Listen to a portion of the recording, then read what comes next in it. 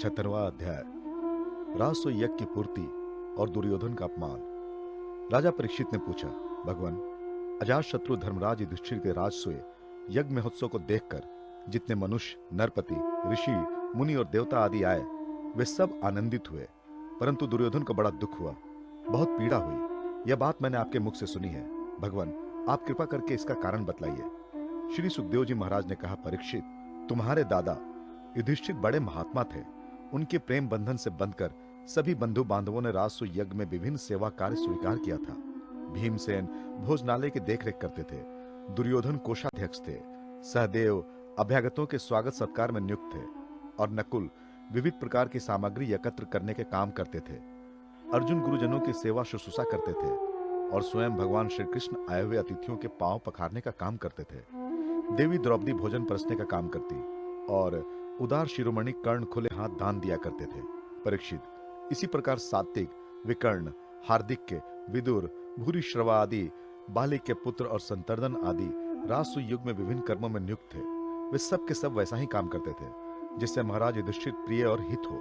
परीक्षित, जब ऋत्विज सदस्य और बहु पुरुषों का तथा अपने इष्ट मित्र एवं बंधु बांधवों का समुद्र वाणी, विविध प्रकार की पूजा सामग्री और दक्षिणा आदि से भली भांति सत्कार हो चुका था तथा शिशुकाल भक्त वत्सल भगवान के चरणों में समा गया, तब धर्मराज युधिष्ठिर गंगा जी में यज्ञांत स्नान करने गए।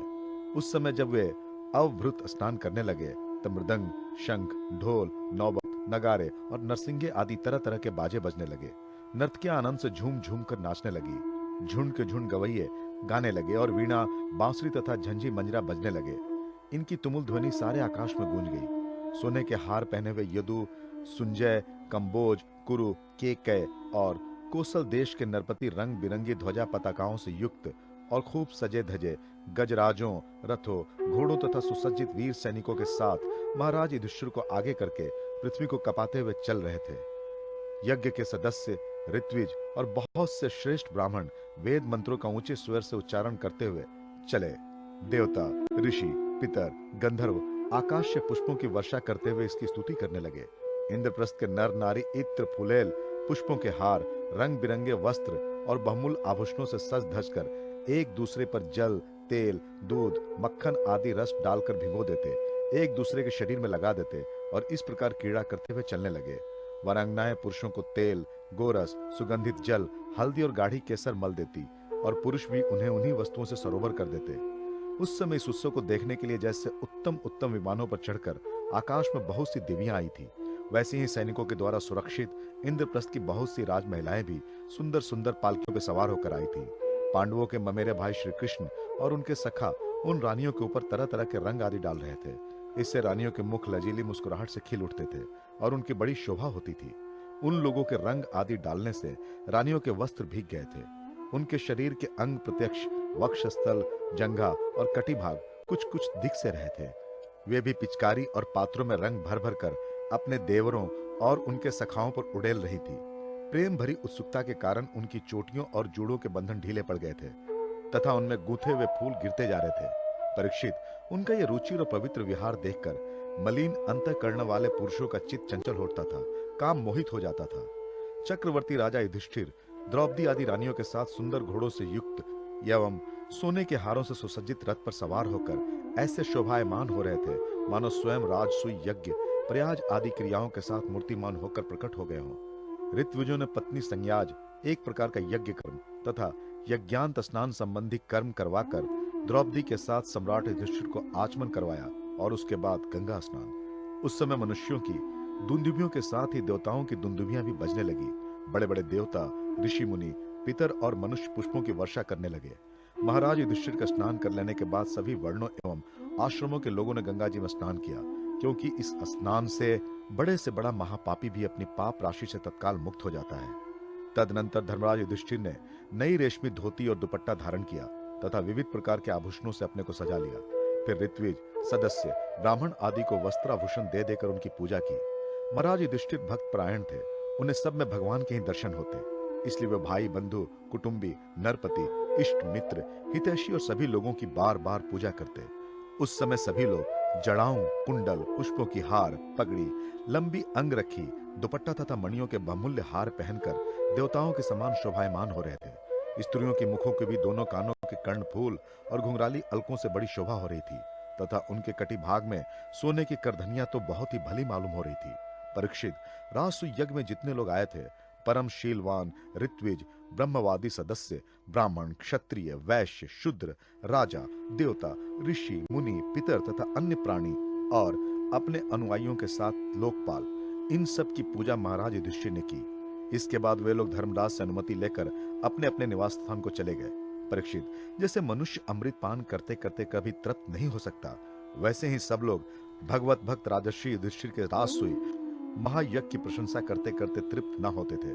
इसके बाद धर्मराज युधिष्ठिर ने बड़े प्रेम से अपने हितैषी, सहृद संबंधियों, भाई बंधुओं और भगवान श्री कृष्ण को भी रोक लिया, क्योंकि उन्हें उनके विछोह की कल्पना से ही बड़ा दुख होता था।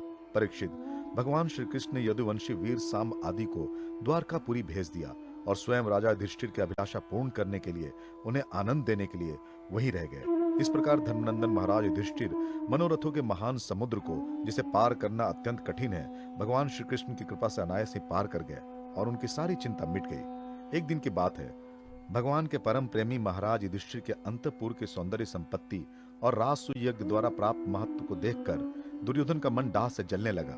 परीक्षित, पांडवों के लिए मय दानव जो महल बना दिए थे, उनमें नरपति, दैत्यपति और सूरपतियों की विविध विभूतियां तथा श्रेष्ठ सौंदर्य स्थान स्थान पर शोभायमान था। उनके द्वारा राज रानी द्रौपदी अपने पतियों की सेवा करती थी। उस राजभवन में उन दिनों भगवान श्री कृष्ण की सहस्त्रों रानियां निवास करती थी। नितंब के भारी भार के कारण जब वे उस राजभवन में धीरे धीरे चलने लगती थीं, तब उनके पायजेबों की झनकार चारों ओर फैल जाती थी। उनका कटिभाग बहुत ही सुंदर था तथा उनके वक्ष स्थल पर लगी हुई केसर की लालिमा से मोतियों के सुंदर श्वेत हार भी लाल लाल जान पड़ते थे। कुंडलों की और घुंघराली अलकों की चंचलता से उनके मुख की शोभा और भी बढ़ जाती थी। यह सब देखकर दुर्योधन के हृदय में बड़ी जलन होती। परीक्षित, सच पूछो तो दुर्योधन का चित्त द्रौपदी में आसक्त था और यही उसकी जलन का मुख्य कारण भी था। एक दिन राजाधिराज महाराज युधिष्ठिर अपने भाइयों, संबंधियों एवं अपने नयनों के तारे परम हितैषी भगवान श्री कृष्ण के साथ मय दानव की बनाई सभा में स्वर्ण सिंहासन पर देवराज इंद्र के समान विराजमान थे। उनकी भोग सामग्री, उनकी राज्य लक्ष्मी ब्रह्मा जी के ऐश्वर्य के समान थी। वंदी जन उनकी स्तुति कर रहे थे। उसी समय अभिमानी दुर्योधन अपने दुशासन आदि भाइयों के साथ वहां आया। उसके सिर पर मुकुट, गले में माला और हाथ में तलवार थी। परीक्षित, वो क्रोधवश द्वारपालों और सेवकों को झिड़क रहा था। उस सभा में मय दानव ने ऐसी माया फैला रखी थी कि दुर्योधन ने उससे मोहित हो स्थान को जल समझकर अपने वस्त्र समेट लिए और जल को स्थल समझकर वो उसमें गिर पड़ा। उसको गिरते देखकर भीमसेन, राजरानियां तथा दूसरे नरपति हंसने लगे। यद्यपि युधिष्ठिर उन्हें ऐसा करने से रोक रहे थे, परंतु प्यारे परीक्षित, उन्हें इशारे से श्री कृष्ण का अनुमोदन प्राप्त हो चुका था। इससे दुर्योधन लज्जित हो गया। उसका रोम रोम क्रोध से जलने लगा। अब वो अपना मुंह लटकाकर चुपचाप सभा भवन से निकलकर हस्तिनापुर चला गया। इस घटना को देखकर सत्पुरुषों में हाहाकार मच गया और धर्मराज युधिष्ठिर का मन भी कुछ खिन्न सा हो गया। परीक्षित, ये सब होने पर भी भगवान श्री कृष्ण चुप थे। उनकी इच्छा थी कि किसी प्रकार पृथ्वी का भार उतर जाए, और सच पूछो तो उन्हीं की दृष्टि से दुर्योधन को वो भ्रम हुआ था। परीक्षित, तुमने मुझसे ये पूछा था कि उस महान राजसूय यज्ञ में दुर्योधन को डाह क्यों हुआ, जलन क्यों हुई, सो वो मैंने तुम्हें बतला दिया।